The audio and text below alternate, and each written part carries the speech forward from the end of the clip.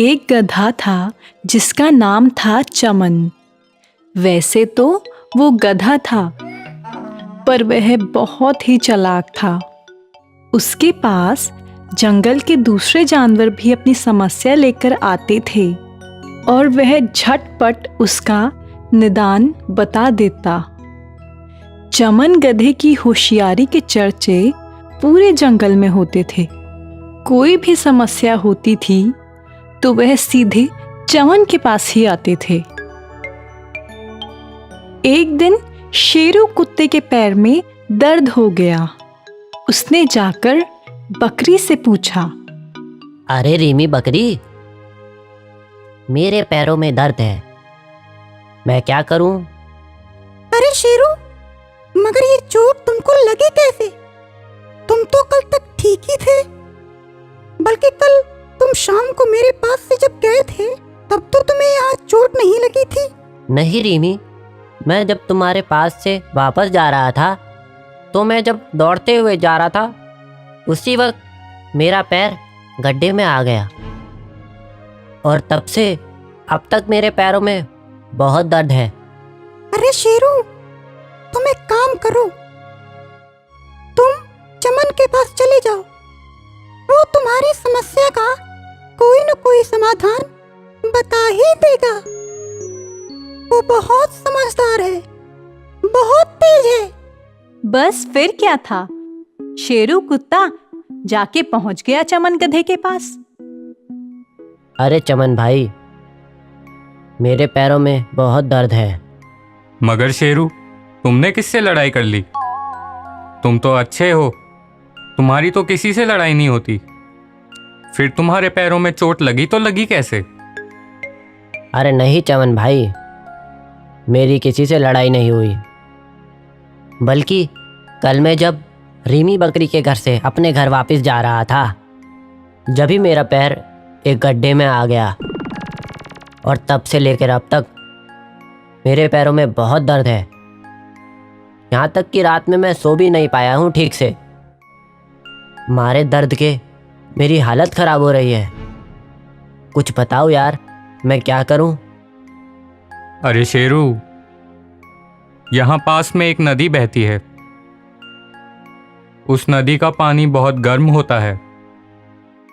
तुम उस नदी के पास चले जाओ और उस नदी में जिस पैर में तुम्हें दर्द है वो पैर अंदर कर लेना और बाकी अपना पूरा शरीर बाहर रखना। ऐसा तुम 10 मिनट तक करोगे तो देखना तुम्हारा दर्द कम हो जाएगा। इस तरह तुम 3-4 दिन जाकर अपने पैरों को गर्म पानी में डुबाकर रखना, जिससे तुम्हारा दर्द दूर हो जाएगा।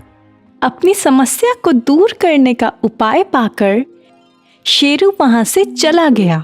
उसने चमन को धन्यवाद किया और जाकर पानी में अपना पैर डुबो लिया।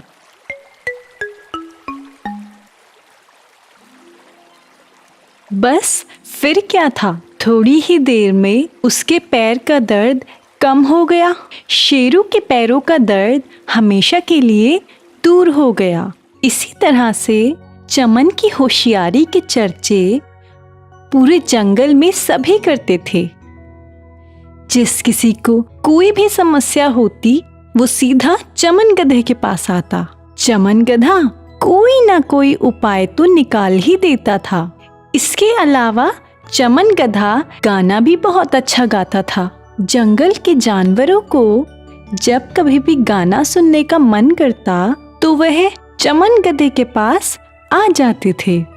एक दिन सभी जानवर बैठे हुए थे।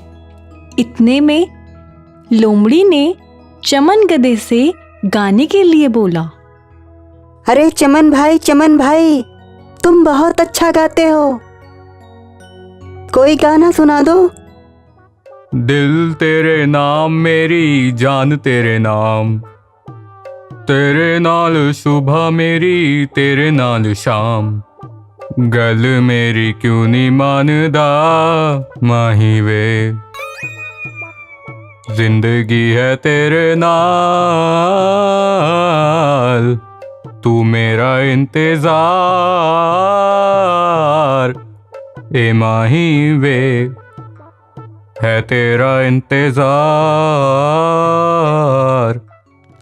सारे जानवर जोर जोर से तालियां बजाने लगे।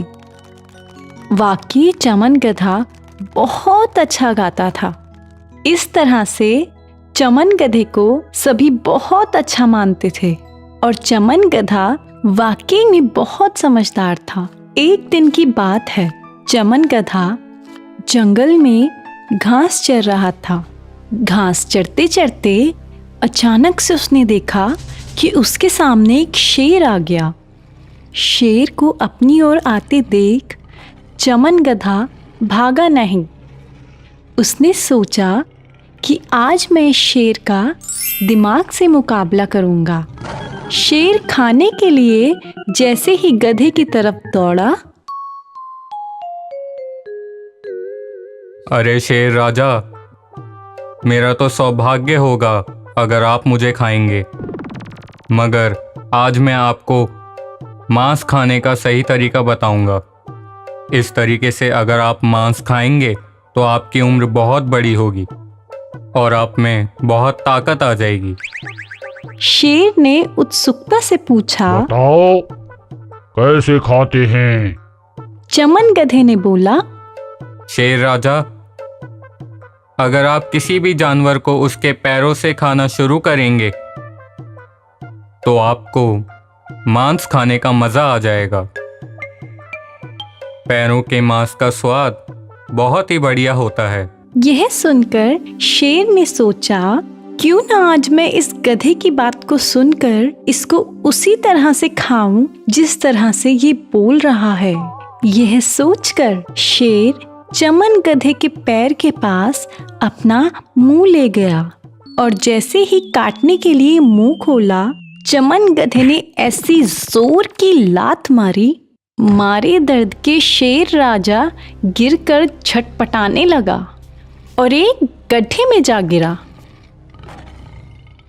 बस फिर क्या था, चमन गधे ने ना आओ देखा ना ताओ, भागा सिर पर रख के पाओ। वहां से भागकर गधा इतना भागा जब तक कि अपने घर ना पहुंच गया।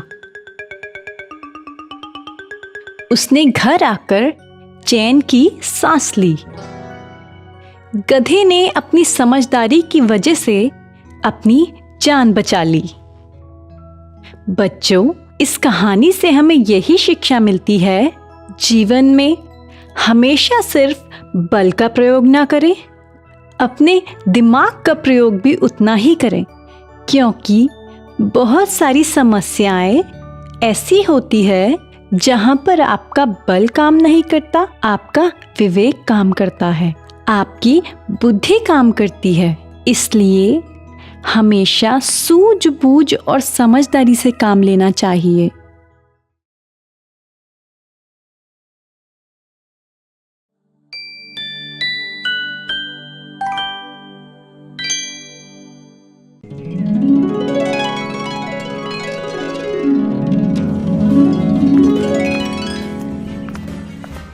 एक विपुल नाम का लड़का था। विपुल के पापा की एक छोटी सी दुकान थी। वहीं विपुल की माँ घर संभालती थी। विपुल बहुत ही होनहार था। विपुल पढ़ने में भी बहुत तेज था। विपुल कभी भी अपना समय किसी बेकार के काम में नहीं लगाता था। वो हमेशा किसी न किसी अच्छे काम में लगा रहता था और किताबों से तो जैसे विपुल की दोस्ती थी। अरे बेटा विपुल, मैं कब से तुझे आवाज दे रही हूँ तो सुनता क्यों नहीं? जी माँ। अरे बेटा, मैंने कहा खाना खा ले, रात के 9 बज गए। ऐसे कब तक पढ़ता रहेगा तू? माँ, अगर मैं मन लगाकर नहीं पढ़ूंगा तो फिर आपके और पापा के सपने को कैसे पूरा करूंगा? मुझे और भी मेहनत करने की ज़रूरत है ताकि मैं बड़ा होकर बहुत बड़ा आदमी बन सकूं और आप लोगों को सारे सुख दे सकूं। मेरे बच्चे, भगवान तुझे हर बुरी नजर से बचाए। मेरा अच्छा बेटा, मेरा राजा बेटा। अच्छा चल अब आजा, पहले खाना खा ले फिर बैठ के पढ़ना। विपुल के पापा की एक छोटी सी दुकान थी जिससे वो बहुत सारे पैसे नहीं कमा पाते थे। नतीजा ये था कि कम पैसों में ही घर का गुजारा करना होता था। हालांकि ये सारी बातें विपुल जानता था, मगर उससे उसके आत्मविश्वास पर जरा भी फर्क नहीं पड़ता था। उसे तो बस इस बात की धुन सवार थी कि मुझे तो पढ़ लिख कर बहुत बड़ा आदमी बनना है, बहुत बड़ा। प्रणाम पापा जी। खुश रहो बेटा। स्कूल जा रहे हो बेटा? जी पापा जी, मैं स्कूल जा रहा हूँ। बेटे इधर सुनो, आपको किताब चाहिए थी ना, आपकी 5वीं क्लास की। बेटे मैं पैसों का इंतजाम कर रहा हूँ और आपको इस हफ्ते सारी ही किताबें दिलवा दूंगा। कोई बात नहीं पापा, मेरे ना स्कूल में जो मेरे क्लास के फ्रेंड्स हैं उनसे मेरी बहुत अच्छी दोस्ती है। अगर आप कुछ दिन और भी किताब ना दिला पाए मुझे फिर भी कोई प्रॉब्लम नहीं होगी। मैं अपने दोस्तों से किताब लेकर अपनी पढ़ाई कर लूँगा। आपको बिल्कुल भी चिंतित होने की ज़रूरत नहीं है। हाँ बेटा, अच्छा चलो जल्दी से जाओ वरना तुम स्कूल के लिए लेट हो जाओगे। जी पापा।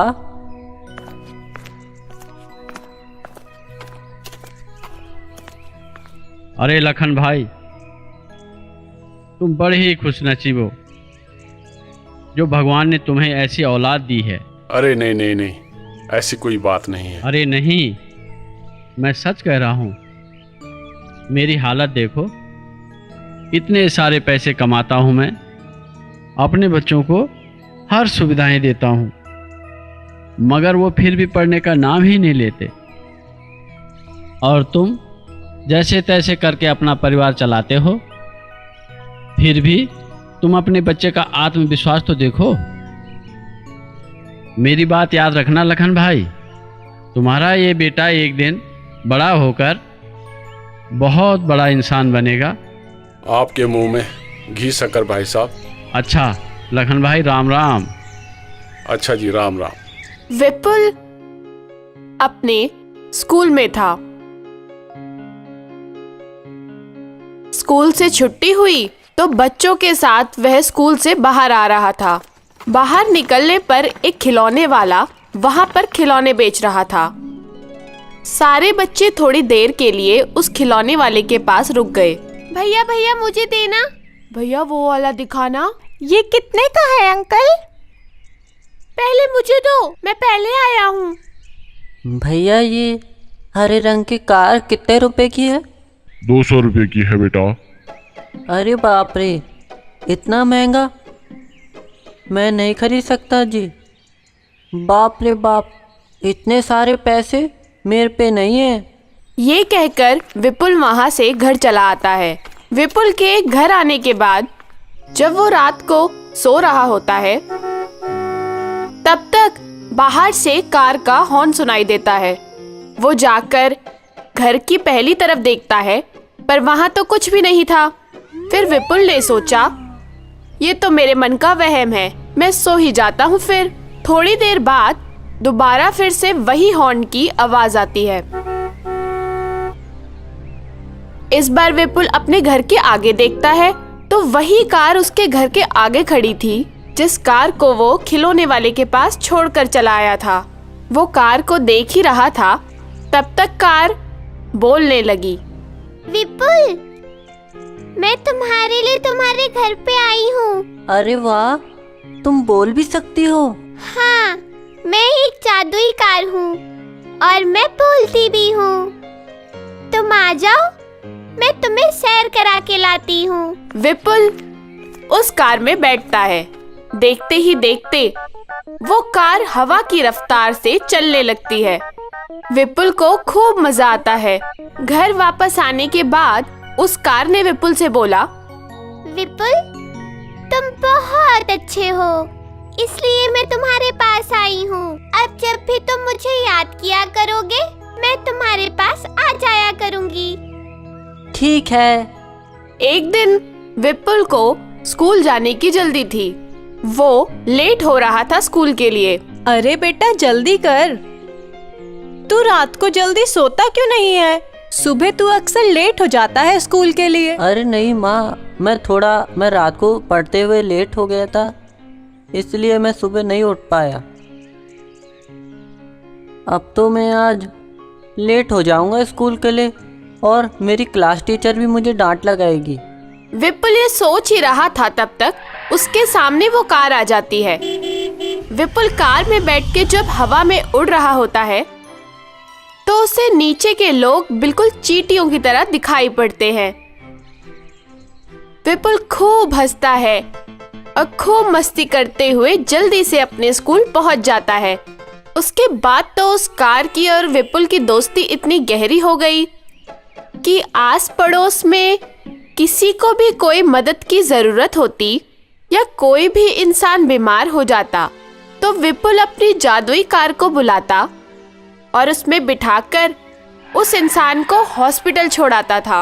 इस तरह से विपुल अपने मोहल्ले में भी सबका चहेता बन गया और विपुल ने इतनी मन लगाकर पढ़ाई की कि वो पढ़ लिख कर एक बहुत बड़ा इंजीनियर बन गया। बड़ी बड़ी बिल्डिंगें, बड़े बड़े पुल। विपुल कामयाब हो गया। विपुल के पास बड़े सारे पैसे आ गए। फिर विपुल ने अपने पापा की दुकान भी छुड़वा दी और अपने घर पे नौकर भी रख लिए, जिससे उसके मम्मी और पापा को बहुत आराम मिला। अब वो लोग बस घर में एंजॉय करते थे।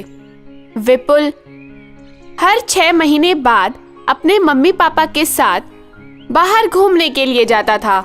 विपुल वाकई में अपने मम्मी पापा का एक होनहार बेटा साबित हुआ। बच्चों, अगर हम अपनी पढ़ाई मन लगाकर करें तो हम दुनिया का मुश्किल से मुश्किल काम भी आसानी से कर सकते हैं। और मेहनती इंसान को तो सारे लोग पसंद करते हैं। इसलिए हमें अपना काम खूब ध्यान लगाकर, खूब मन लगाकर और अच्छे से करना चाहिए।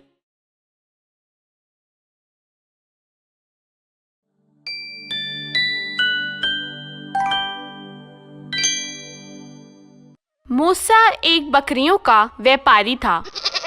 वो बकरी के बच्चों को पाल पोसकर बड़ा करता था और उन्हें कसाई के हाथों बेच देता था, जिससे उसको बहुत सारे पैसे मिल जाते थे।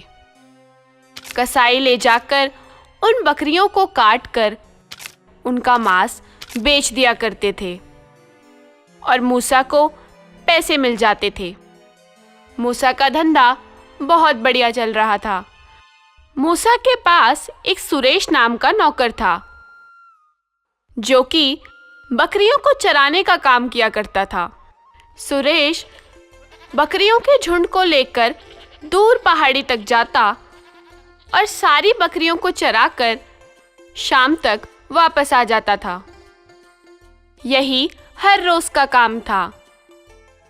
एक दिन जब सुरेश बकरियों को चरा रहा था तो उसमें से एक बकरी सुरेश के पास आई और उसने सुरेश से बोला, सुरेश, मेरे बच्चे अब बड़े हो गए हैं। मूसा कसाई अब मेरे बच्चों को बेचने वाला है। अगर तुम मेरे बच्चों को बचा लोगे तो मैं तुम्हें सोने के सिक्के दूंगी। मैं एक जादुई बकरी हूँ। मेरे बोलने से मेरे मुंह से सोने के सिक्के निकलते हैं। अच्छा, ऐसी बात है। लेकिन मैं तुम्हारे बच्चों को बचाऊंगा कैसे? मूसा तो हर रोज बकरियों को गिनकर और उनके बच्चों को गिनकर वापस लेता है। वो तो मुझे मार ही डालेगा। तुम मेरे बच्चों को अपने घर छुपा दो और जब मुझे चराने लाना तो मुझे मेरे बच्चों से मिला देना। इसके बदले में मैं तुम्हें ढेर सारे सोने के सिक्के दूंगी। इतना कहकर बकरी के मुंह से सोने का सिक्का गिरा। सुरेश उन सोने के सिक्कों को लेकर बहुत खुश हुआ और वो उस बकरी के बच्चों को लेकर अपने घर चला गया। शाम को जब वो मूसा के पास वापस पहुंचा और उसे 2 बच्चे कम मिले, तो मूसा ने पूछा, अरे सुरेश, ये बकरी के 2 बच्चे कहाँ गए? क्या बताऊं सरकार, मैं इन सबको चरा ही रहा था जब तक शेर आए और 2 बच्चों को उठा ले गए। क्या बात करते हो? शेर ने तुम्हें क्यों नहीं खाया? बकरी के बच्चे को क्यों खाया? आप नाराज ना हो, मैं झूठ नहीं बोल रहा हूँ। अगर मैं इन सबको लेकर न भागता तो वो एक एक करके सबको मार डालता।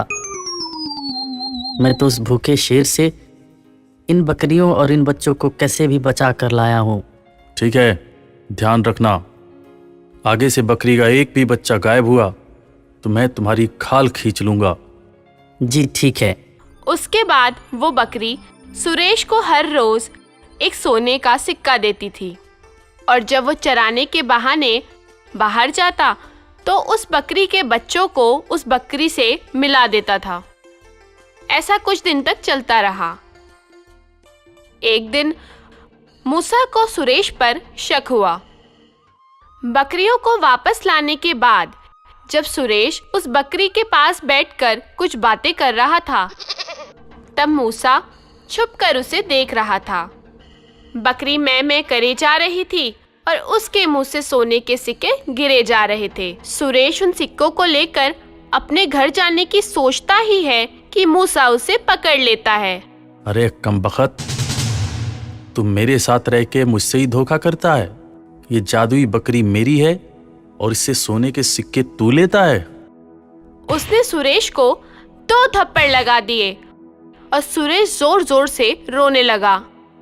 फिर उसने सुरेश को बोला, दफा हो जा यहां से, और फिर दोबारा मुझे अपनी शक्ल भी मत दिखाना, चोर कहीं का। फिर उसने बकरी से बोला, अरे बकरी, मुझे नहीं पता था तू जादुई बकरी है। तू सोने के सिक्के देती है तो तुझे सोने के सिक्के मुझे देने चाहिए। मूसा, मैं तुम्हें सोने के सिक्के क्यों दूंगी?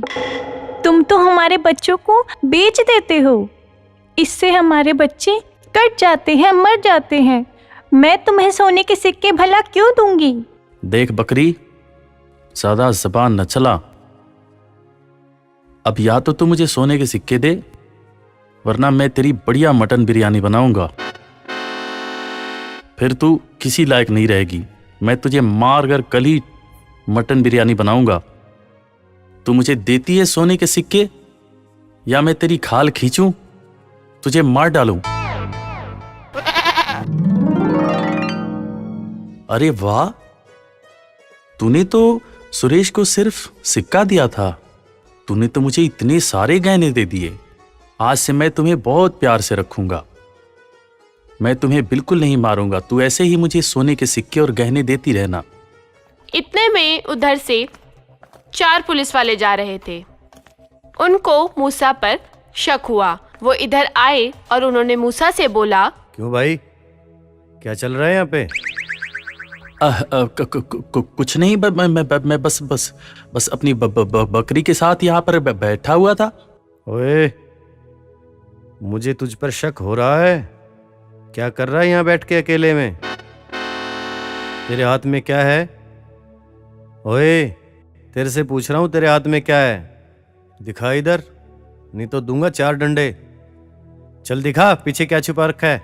अब कुछ नहीं, ये बस ये मेरी बकरी जादुई बकरी है और ये सोने के सिक्के और गहने देती है। चल हट, तू मुझे बेवकूफ समझता है? हमें पागल बना रहा है? बेवकूफ कहीं का। बकरी दूध देती है, बकरी का मीट बनता है। बकरी कहीं सोने के सिक्के और गहने देती है? अरे नहीं सरकार, मैं सही बोल रहा हूँ, ये इस बकरी ने ही दिया है। अरे तेरी, ये तो वही गहने हैं जिनको हम कब से ढूंढ रहे हैं। ये तो चोरी के गहने हैं। कल ही तो मदन लाल की दुकान में चोरी हुई है। ये सारे गहने वहीं के हैं। ओहो, सही पकड़े। तो इसका मतलब चोर तुम ही हो। अब चल तू शराफत से बता, बाकी का माल कहाँ छुपा रखा है, वरना तेरी खाल खींच लूंगा। अब मैं चोर नहीं हूँ। मैं बस ये बकरी ने ये गहने दिए थे मुझे। हमें बेवकूफ समझता है? चल पकड़ रहे इसको, बिठा जीप में, चल के तोड़ेंगे पुलिस स्टेशन, सब उगल देगा ये। इसके बाद वो पुलिस वाले मूसा को उठाकर जेल ले गए और उन्होंने मूसा को खूब मारा। और इधर सुरेश वापस आकर उस बकरी के अलावा बाकी की सभी बकरियों को अपने साथ अपने घर ले गया। फिर बकरी और उसके बच्चे और बाकी सभी बकरियां भी सुरेश के साथ बहुत प्यार से रहने लगे। सुरेश ने सभी बकरियों से वादा किया, मैं तुम सबको कभी नहीं बेचूंगा। मैं तुम सबको बड़े प्यार से रखूंगा, अपने परिवार की तरह।